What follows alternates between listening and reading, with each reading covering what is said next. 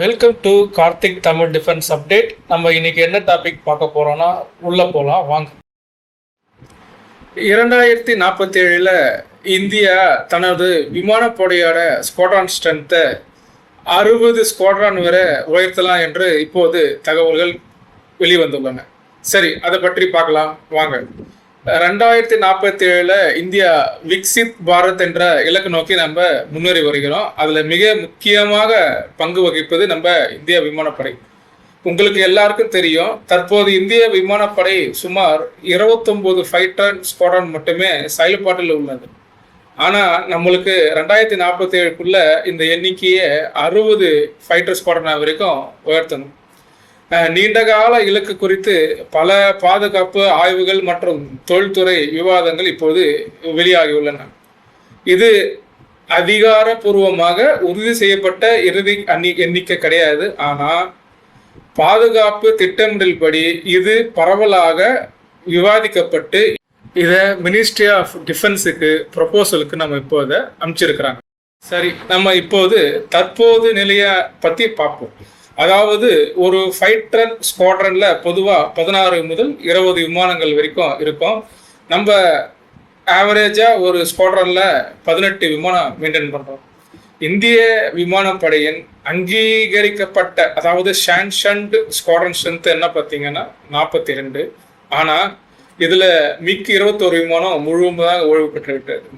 Jaguar மற்றும் Mirage 2000 போன்ற பழைய விமானங்களும் படிப்படியாக நீக்கம் செய்து புதிய விமானங்களை உள்ளே கொண்டு வரணும். ஆனால் தேஜஸ் MK-1A போன்ற விமானங்கள் வருவதற்கு நிறைய தாமதமாகும்.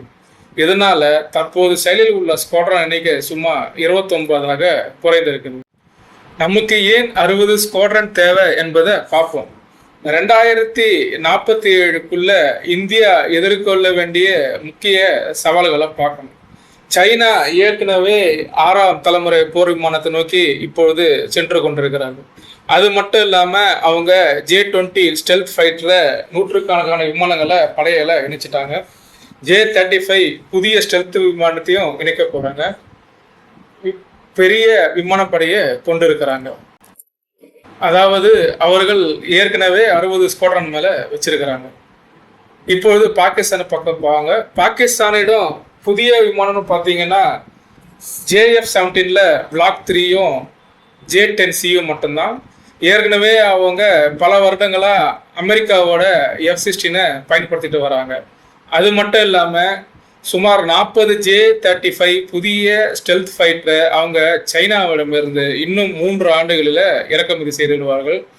காரணம், அவங்களால தயாரிக்க முடியலனாலும் இம்போர்ட் அவங்க கடன் வாங்கியாவது பாகிஸ்தான் கிட்ட பிச்சை எடுத்தையாவது அவங்க எப்படியாவது வாங்கிடுவோம். இதனால இந்தியா 2 ஃப்ரண்ட் வார் சூழ்நிலைக்கு நம்ம இப்போ தயாராக வேண்டும். அதற்காக நம்மளுக்கு அதிக ஃபைட்டர் ஸ்குவாட்ரான் தேவைப்படுது, ட்ரோன் தேவைப்படுது, அவாக்ஸ் தேவைப்படுது, டேங்கர்ஸ் தேவைப்படுது, மற்றும் ADN அதாவது ஏர் டிஃபென்ஸ் நெட்வொர்க்கு முக்கியமாக தேவைப்படுகிறது. சரி, 2047 நம்மளிடம் எந்த விதமான விமானங்கள் இருக்குன்னு பார்த்தீங்கன்னா, இப்போது இருக்கிற Sukhoi 30 MKI Su-30 MKI super Sukhoi அப்கிரேடுக்கு நம்ம மாற்றிருக்கோம். ஃபேஸ் 1ல் இப்போதைக்கு அதுக்கான ப்ராஜெக்ட் சாங்ஷன் ஆகி 84 விமானங்கள் முதற்கட்டமாக நம்ம மாற்ற போகிறோம். இதில் இன்னொரு செய்தியும் வருது. ஆல்ரெடி HAL ஃபுல்லாக அவங்க எங்கேஜாக இருக்கிறதுனால பாதி விமானங்கள் HAL மூலமாகவும் மீதி ரஷ்ய தொழில்நுட்பத்தோடையும் சூப்பர் சுக்கோய் அப்கிரேட் பண்ணலாமா என்று இப்போது சிந்தித்து கொண்டு இருக்கணும். சரி, இந்த சுக்கோய் அப்கிரேடில் என்னெல்லாம் வரும்னு பார்த்தீங்கன்னா, இப்போ இருக்கிற PESA ரேடாரை எடுத்துட்டு நம்மளோட விருப்பாக்ஷா AESA ரேடாரை மாற்றுவாங்க. பிரம்மோஸை NGயிலிருந்து பிரம்மோஸ் ER வரைக்கும் இன்டகிரேட் பண்ணுவாங்க. புதிய ஏவியானிக்ஸை மாற்றுவாங்க. எலக்ட்ரானிக் வார்ஃபேர் ஷூட்டை மாற்றுவாங்க. அடுத்து நம்மக்கிட்ட இப்போது 36 ரஃபேலு சேவையில் உள்ளன. சமீபத்தில் ஆப்ரேஷன் சிந்தூரில் நாங்கள் 4 சுட்டுட்டோம் 5 சுட்டுட்டோம்னு சொன்னாங்க. ஆனால் இப்போ அதெல்லாம் இல்லைன்ட்டு நம்ம இப்போ சமீபத்தில் வந்த செய்தி மூலம் தெரிகிறது. எதிர்காலத்தில் பார்த்தீங்கன்னா MRFA டீல் மூலயமா நம்ம 114 ரஃபேல் வாங்கிறதுக்கான ஒப்பந்தம் ஆல்மோஸ்ட் ஃபைனலைஸ் ஆகிடுச்சு. இன்னும் பிரான்ஸ் கிட்ட இருந்து அதுக்கான தகவல் வர வேண்டியிருக்கு.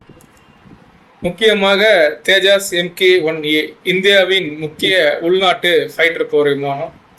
ஏஎஸ்ஏ ரேடார், பிவிஆர், குறைந்த பராமரிப்பு செலவு என இது பல அட்வான்டேஜை கொண்டு இருந்தாலும் இதோட இண்டக்ஷன் டைம் பார்த்தீங்கன்னா பல வருடங்களாக எடுத்துக்கொண்டு தான் போகிறது. அதாவது 2026 மார்ச் ஏப்ரலில் இந்நாத்திக்கு 12லிருந்து 14 விமானங்கள் ஒப்படைக்கப்பட்டிருக்கணும். ஆனால் இதுவரை அது ஒப்படைக்கப்படவில்லை. இப்போது அது ஆகஸ்ட் செப்டம்பருக்கு மாறியுள்ளது. அடுத்தது தேஜாஸ் MK-2. MK-1ன்றது லைட் வெயிட் போர் விமானமாகும். MK-2 வந்து மீடியம் வெயிட் ஃபைட்டர். இதை J-10C மற்றும் கிரிப்பன் போன்ற விமானங்களுக்கு நம்ம ஒப்படைக்கலாம். காரணம் இது அதிக ரேஞ்ச், அதிக பேலோட் மற்றும் புதிய இன்ஜின். அதாவது நம்ம LCAல மார்க் 1ல் F404 யூஸ் பண்ண போகிறோம், இதில் F414 யூஸ் பண்ண போகிறோம். இந்த விமானத்தை வச்சு தான் நம்ம மிராஜ் மற்றும் ஜாக்குவார் விமானங்களை மாற்றுவதற்கு முழுமையாக தயாரித்து கொண்டிருக்கிறோம். அடுத்தது இந்தியாவின் முதல் 5ஆம் தலைமுறை போர் விமானம் ஆம்கா, அட்வான்ஸ்ட் மீடியம் ஏர்கிராஃப்ட் அப்படின்னு சொல்லுவாங்க. இதோட சிறப்பம்சம் பார்த்தீங்கன்னா ஸ்டெல்த் டிசைன், இன்டர்னல் வெப்பன் பே, சூப்பர் குரியஸ் மற்றும் ஏஐ மிஷன் சிஸ்டம். அதாவது 2030 நடுப்பகுதியில் வரும் எதிர்பார்க்கப்பட்டாலும் இப்போத்தைய தரவுகளபடி 2034 அல்லது 35 தான் முதல் IOC ஆர் FOC AMCA இந்தியாவில் இணைக்கப்படும் என்று தெரிவிக்கப்படுகிறது. சுமார் இங்கிருந்து நம்ம கணக்கு போட்டு பார்த்தோன்னா 9லிருந்து 10 ஆண்டுகள் ஒரு பெரிய கேப் இருக்கு. ஸோ அந்த கேப்பை ஃபில் பண்ணுறதுக்குமா இப்பொழுது ரஷ்யாவிடமிருந்து ஒரு இன்டரிம் சொல்யூஷனா Su-57 வாங்கலாம்னு நம்ம கூறிட்டு இருக்கிறோம். ஆனால் சில வல்லுநர்கள் நம்ம வாங்க போகிற 1 or 2 ஸ்குவாட்ரன் Su-57 போதாது, குறைஞ்சபட்சம் 100 விமானங்களாவது வேணும் என்று தெரிவிக்கின்றனர். இன்று போர் விமானங்கள் எந்த அளவுக்கு முக்கியமோ அதே போல CCA மற்றும் காம்பேட் ட்ரோன்கள் முக்கியம். அதாவது ஒரு போர் விமானத்தை இயக்குவதற்கு பைலட் எப்படி முக்கியமோ அதே மாதிரி பைலட் இல்லாமல் போர் விமானங்களையும் இணையாக இயக்கிறதுக்கு நம்ம இப்போது முடிவு செய்திருக்கிறோம். அதே தான் இப்போ வெளியே நடக்கிற IT கம்பெனியில் மேன் பவர் பாதி, ஏஜென்ட் பாதி, அந்த கான்செப்டில் தான். அந்த கான்செப்ட் படி நம்ம லாயல் விங்மேன் அப்படின்ற ஒரு ட்ரோனை உருவாக்கிட்டு இருக்கோம். இந்த லாயல் விங்மேன் என்ன செய்யணும்னா தேஜாஸ், ரஃபேல் இல்லைன்னா MK-2 போன்ற போர் விமானங்களோடு சேர்ந்து பயணிப்போம். அடுத்தது ஸ்வாம் ட்ரோன்ஸ், அடுத்தது ஏஐ காம்பேட் சிஸ்டம் மற்றும் கத்தக் UAV.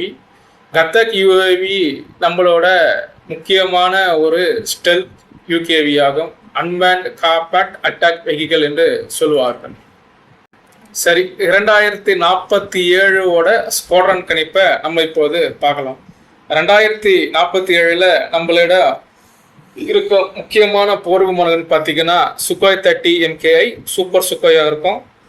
ரஃபேல் இப்போது 36 விமானம் இருக்குது. இது இல்லாமல் 110லேருந்து 114 விமானம் வாங்குவதற்கான முயற்சி ஆல்மோஸ்ட் ஃபைனலைசிங்கில் இருக்குது. தேஜாஸ் MK-1A சுமார் 180 விமானம் வாங்கப்படும். தேஜாஸ் MK-2 இன்னும் முழுமையாக எவ்வளோ விமானம் எவ்வளோ ஸ்குவாட்ரன்ட்டு அனௌன்ஸ் பண்ணலை. அடுத்தது நம்மளோட சொந்த ஸ்டெல்த் விமானமான ஆம்கா, அடுத்தது லாயல் விங்மேன் ட்ரோன், அடுத்தது UKV. இது இல்லாமல் ரஷ்யா கிட்ட இருந்து Su-57 இவங்க இன்டரிமா 2 ஸ்குவாட்ரன் அல்லது 3 ஸ்குவாட்ரன் வாங்குவாங்களா அல்லது 100 விமானங்கள் வாங்கி இங்கேயே லோக்கல் ப்ரொடக்ஷன் செய்வாங்களா என்று இன்னும் சிறிது காலம் கழித்து மட்டுமே நம்மளுக்கு தெரியும். 2047 நம்மளோட இந்திய விமானப்படை வெறும் அதிக விமானங்களை கொண்ட படையாக அல்லாமல் ஸ்டெல்த், ஏஏ, drone swarms, internet aircraft, network centric warfare ஆகிய அனைத்து நவீன ஏர்ஃபோர்ஸாக மாறுவதே நோக்கம். அப்பொழுது படையில் இருக்கும் MiG-29, மிராஜ், ஜாக்குவார் போன்ற பழைய விமானங்கள் முழுமையாக படையிலிருந்து விலக்கப்பட்டு இருக்கும். இந்த இலக்கு வெற்றி அடைய உள்நாட்டு விமான உற்பத்தி மட்டுமல்லாமல் பிரைவேட் வெண்டாரோட, அதாவது பிரைவேட் செக்டாரோட உதவியும் நம்மளுக்கு மிக முக்கியம். மேலும் இது போன்று பல இந்திய இராணுவ டிஃபென்ஸ் அப்டேட்டுகளை தமிழில் பெற கார்த்திக் தமிழ் டிஃபென்ஸ் அப்டேட்டை தொடர்ந்து பாருங்கள். உங்கள் ஆதரவை தெரிவிங்க, லைக் பண்ணுங்கள், சப்ஸ்கிரைப் பண்ணுங்கள், உங்கள் நண்பர்களுக்கு மறக்காமல் ஷேர் பண்ணுங்கள். நன்றி, வணக்கம்.